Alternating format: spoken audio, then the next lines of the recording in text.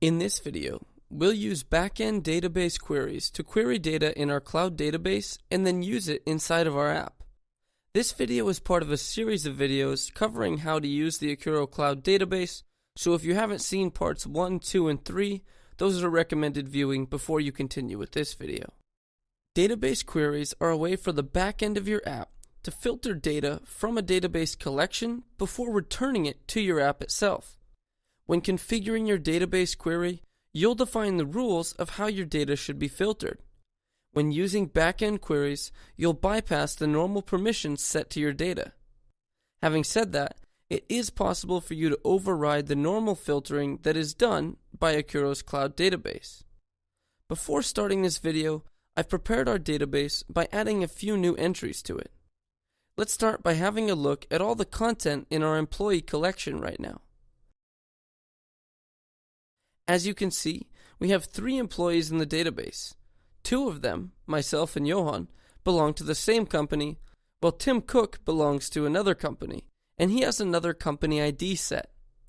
After seeing this, let us create our first cloud query and query this collection.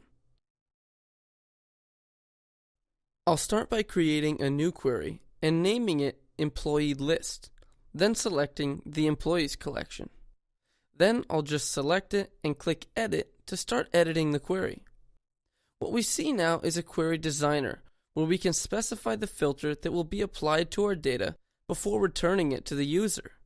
For example, we could set the property name to title and the value to developer.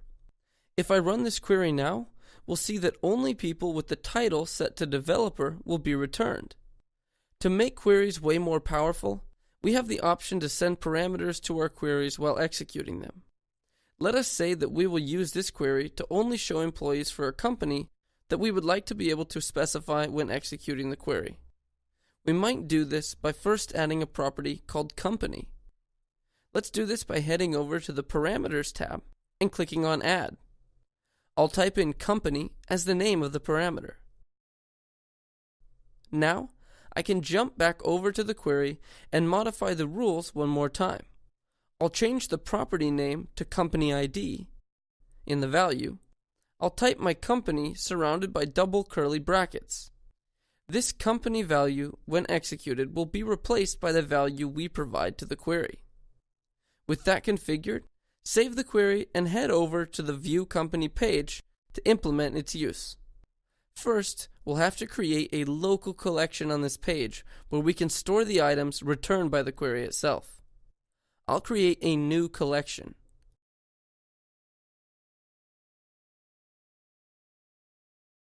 I'll select the employee model as the data model, leave the scope to private, and the persistence I'll set to temporary. Then I'll finally give the collection the name Employees. Now we can add a list view component to the page. I'll select that this list view will list items from the newly created Employees collection and set the mapping up.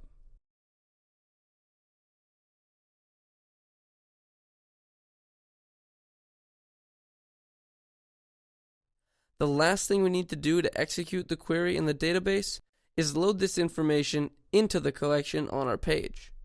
I'll do this by running a script after the page loads. To execute the query, we can use the Cloud Database Query coding block. In this block, I'll set the query to our employees list and then set the company argument to the value of the selected company.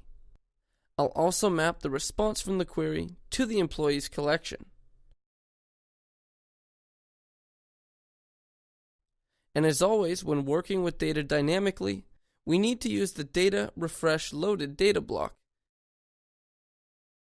And finally, refresh the list component itself to update to the new information.